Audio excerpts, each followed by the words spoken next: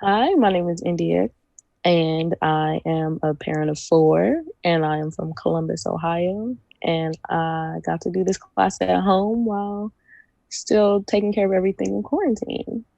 Well, I thought the class was great. It was very informative. I think that it was convenient for me being a parent to do the online because while I'm listening to the class, I was able to make lunch. I was able to change diapers. I was able to do nap.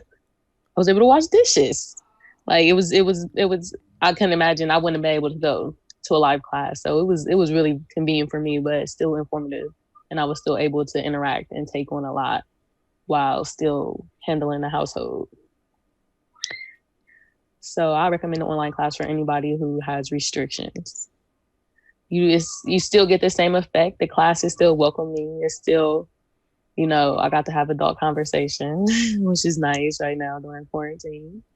And it still was an intimate group because it was small and everybody was still welcome. I'm still excited to come to class on the weekends because you start to build a relationship with the people in there. So I learned a lot. It was beneficial for me and I recommend it.